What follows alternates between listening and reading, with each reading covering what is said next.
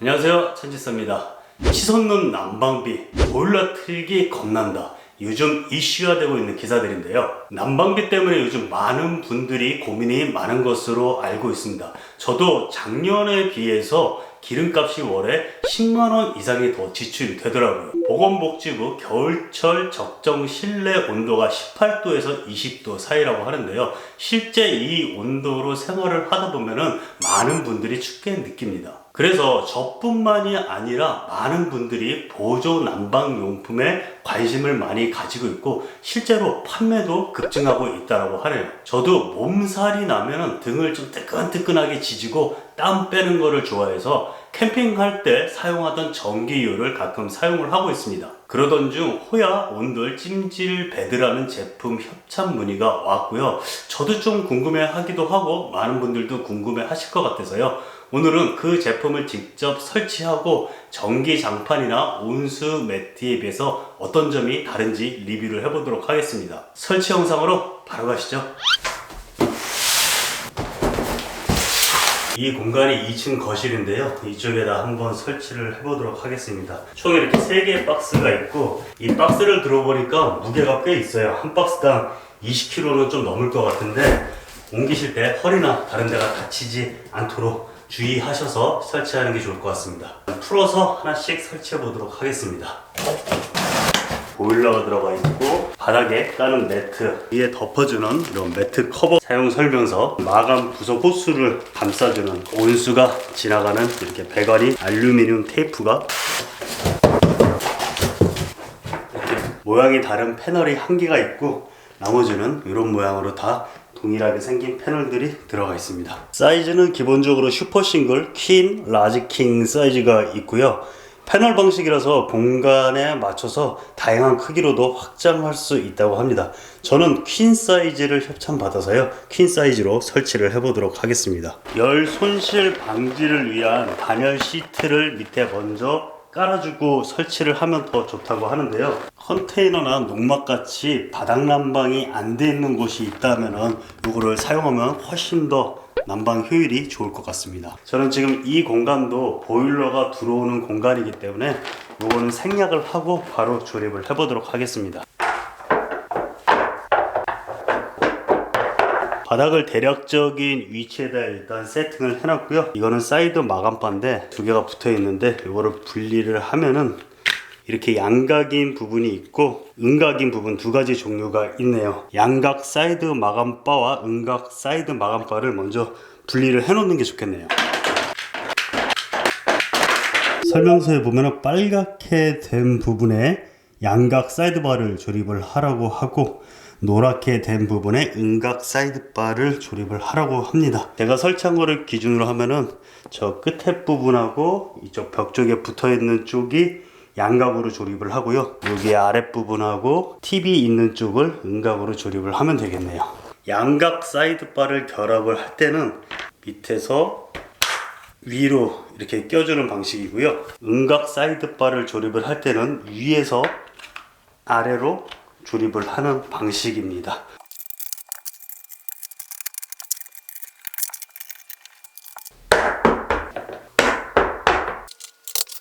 이렇게 사이드바를 전체적으로 다 조립을 해 줬습니다. 사이드바로 다 마감을 하게 되면 호수가 나갈 구멍이 없기 때문에 호수가 나갈 수 있는 구멍을 만들어 주고 조립을 해야 돼서 제품에 표시된 이 부분을 절단을 해서 끼워 주도록 하겠습니다. 이런 식으로 껴줬습니다. 자, 이 상태에서 이제 하판끼리 조립을 해주면 되는데요. 하판에도 이렇게 보면 튀어나온 순노민 부분이 있고 이렇게 들어간 앞노민 부분이 있으니까 앞노민 부분을 위에서 아래로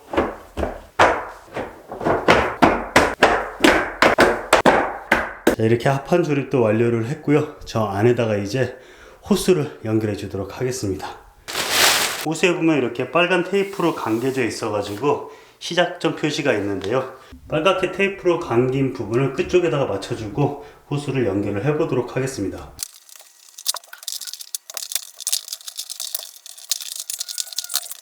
지금 설치를 하다 보니까 저쪽 앞에서부터 쭉 들어와 가지고 이렇게 동그랗게 돌아가게 연결을 했는데요.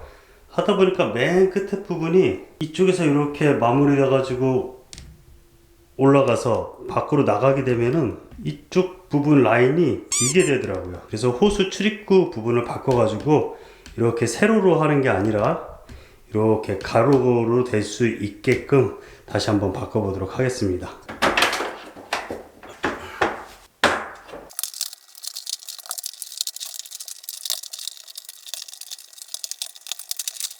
자, 이번에는 끝까지 다 호수가 들어갈 수 있게끔 맞춰졌습니다. 설치하시기 전에 호수가 지나갈 자리를 미리 이렇게 손으로 대충이라도 그려보면 저처럼 2번 설치하지 않으셔도 될 것 같아요. 자, 이제 이렇게 생긴 상판을 다 덮어주도록 하겠습니다. 뒷부분은 이렇게 볼록볼록하게 튀어나와 있는 모양이고요. 실제 쓰는 면은 이렇게 반질반질하게 되어 있는 면입니다. 그리고 동봉된 알루미늄 이렇게 테이프로 되어 있는 거를 호수가 연결되는 부분에 이렇게 덮어주면은 훨씬 더 좋다라고 하는데요. 저는 일단은 이거는 생략하고 해볼게요. 왜냐면 지금 영상을 찍기 위해서 이 부분에다가 설치를 했는데 실제 사용하는 곳은 이곳이 아니고 다른 곳으로 옮길 수가 있어서 이거를 지금 붙여버리면 나중에 옮기기가 힘들 것 같아서 일단 저는 이거를 빼고 설치를 할 거고요. 실제 사용하시는 분들은 이렇게 사이사이에 호수가 감싸질 수 있도록 먼저 테이핑 처리를 하고 상판을 덮어주시면 되겠습니다.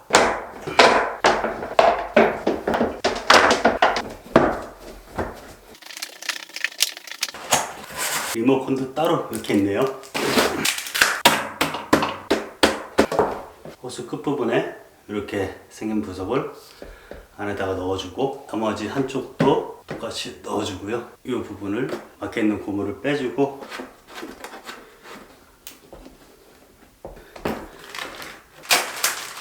이렇게 지퍼 형식으로 되어 있네요.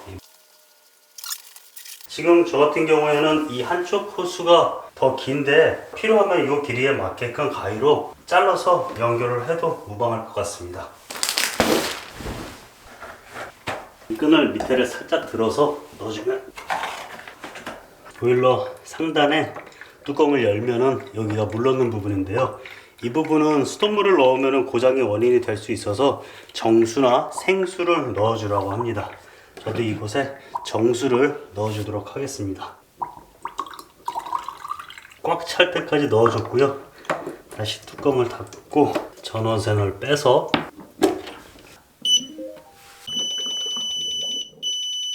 최저 15도에서 최고 70도까지 세팅을 할 수 있다고 하고요. 현재 온도가 29도인 것 같고요. 처음에 사용할 때는 1시간에서 뭐 길게는 3시간까지는 최고 온도인 70도로 맞춰 놓고 그 다음에 따뜻해지면은 원하는 온도로 낮춰서 사용을 하라고 하더라고요. 저도 그렇게 한번 지금 세팅을 해 보겠습니다. 지금 보일러가 돌아가고 있는데요. 소음 측정기로 어느 정도 소리가 나는지 한번 체크를 해 볼게요. 보일러 앞에 바로 갖다 놨을 때가 30에서 35dB 정도의 소리가 났고요. 그거는 속삭이는 소리나 조용한 방에 있는 정도의 소리라고 생각을 하시면 될 것 같습니다. 실제 사용할 때는 보일러 있는 부분에다가 머리를 뭐 바로 갖다 대리지는 않을 테니까요. 보일러에서 약 1m 정도 떨어진 위치에서 소음을 한번 재보도록 하겠습니다. 약 30dB 정도의 소리가 들립니다. 소음에 민감하신 분들도 계실 테니까요. 이 수치도 참고하시면 좋을 것 같고요. 현재 시간이 1시 반이니까요. 이따가 2시 반, 3시 반, 4시 반 이렇게 체크를 한번 해보도록 하겠습니다. 지금 2시 35분 약 1시간 정도 지났는데요. 지금 밖에 날씨가 8도, 좀 따뜻해서 그런지 금방 데워지는 것 같은 느낌은 드네요. 현재 보일러의 온도는 70도에 맞춰져 있고요. 이 매트 위에도 따뜻한 느낌이 있고요. 1시간 정도 지났는데 이 매트 위보다는 이 안쪽에 손을 넣으면은 제가 생각했던 것보다는 금방 뜨끈뜨끈해졌다라고 생각이 드네요. 네, 이렇게 누워봐도 뜨뜻합니다. 전기장판이나 온수 매트 같은 경우 이렇게 선이 지나가는 부분만 따뜻하고 옆은 안 따뜻하고 한데 이 제품 같은 경우는 상판이 데워져서 그런지 전반적으로 따뜻하네요. 그거는 이 제품의 장점 같습니다. 지금 1시간 정도 지났는데 따뜻하니까 온도를 이제 낮춰볼게요. 70도의 반인 35도까지 한번 낮춰봤는데요. 약 1시간 뒤에 한번 또 어떻게 됐는지 한번 체크를 해보겠습니다. 또 1시간이 지난 3시 40분 정도 됐고요. 35도로 세팅한 상태로 그 정도 온도로 되어 있네요. 온도가 70도에서 35도로 내려간 상태이기 때문에 지금 그 온도에 맞춰져 있어서 현재는 보일러가 돌아가고 있지는 않습니다. 35도로 해놓으니까 제 개인적으로는 아까 70도 있을 때는 뜨끈뜨끈한 느낌이 있었는데 지금은 약간 미지근하다 이런 느낌이 있고요. 한번 누워보면은 누웠을 때 등에 온기는 전해지네요. 잠잘 때 이 정도로 해놔도 되지 않을까? 뭐 이런 생각도 듭니다. 다시 한번 45도까지 한번 올려볼게요. 자, 이제 4시 40분 정도 됐는데요. 아까 45도로 맞춰놨으니까 그 온도에 맞게끔 지금 세팅이 되어 있네요. 45도로 맞춰져서 지금은 또 보일러가 돌아가고 있지는 않고요. 바닥은 뭐 아까보다는 온도를 올렸으니까 좀 더 따뜻해진 상태입니다. 자신한테 맞게끔 온도를 설정해서 사용하시면 될 것 같습니다. 호야 온돌 찜질 베드의 상판은 맥반석과 천연광물 신소재로 만들어져서요. 원적 개선이 90.3% 효과가 있어서 건강에 도움을 준다고 합니다. 사용을 해보니까 무게감이 있는 단점이 있을 수도 있는데 무게감이 있으니까 대신 꿀렁거림은 없어서요. 돌침대를 좋아하시는 분들은 선호하지 않을까라는 생각을 하게 되네요. 저는 보신 것처럼 바닥에 설치를 했지만요. 추가 옵션으로 침대 프레임을 구매하면은 돌침대처럼 사용할 수도 있습니다. 돌침대를 사용해 보신 분들은 알 테지만 돌침대는 혼자서 설치하기도 이동하기도 불가능합니다. 그에 반해서 이 제품은 혼자서 설치 및 이동이 비교적 수월하리라고 생각이 됩니다. 전기 장판처럼 온도를 높게 설정하면 그게 즉각적으로 반응하지는 않고요. 상판이 전체적으로 골고루 데워지기 때문에 시간은 좀 더 오래 걸립니다. 대신 온도가 천천히 올라가는 만큼 식는 것도 천천히 식기 때문에 열을 가지고 있는 축열성은 좋다라고 볼 수 있습니다. 전기장판이나 온수 매트 같은 경우에는 접어서 보관할 때나 아니면 어디에 찍힌다던가 하면은 고장이 나는데 이 제품은 상판이 높은 강도를 가지고 있어서 전기장판이나 온수 매트보다는 내구성이 좋다라고 볼 수 있습니다. 궁금해하실 제품의 가격은 전기장판이나 온수 매트보다는 좀 더 높게 책정이 되어 있습니다. 전기장판처럼 전기 열선 방식이 아니기 때문에 전자파에 대한 걱정은 없고요. 온수량은 온수 매트보다 5배 정도 많아서 좀 더 따뜻하게 지낼 수 있다고 합니다. 전기세에 대한 부분도 궁금하실 텐데요. 일반적으로 전기장판이나 온수 매트는 소비 전력이 500W 이하인데 호야 온돌 슈퍼 싱글 사이즈는 800W고요. 제가 설치한 퀸 사이즈는 1kW의 전력을 소모합니다. 그래서 전기장판이나 온수 매트보다는 사용하는 전력량이 조금 더 많습니다. 1kW를 기준으로 최대 온도를 70도에 맞춰 놓는다 가정하고 하루에 8시간씩 30일을 사용을 하면 최대 월 소비 전력이 240kWh가 나옵니다. 240kW를 금액으로 계산하면 약 4만원 정도가 나옵니다. 그런데 제조사에서는 단열이 어느 정도 되는 일반적인 실내 환경에서는 보일러가 매번 돌아가는 게 아니고 50에서 60%만 돌아가니까 월 사용량으로 계산을 하면은 130kW 내외가 된다고 하네요. 온도도 최고 온도인 70도가 아니라 그거보다 낮게 설정하면은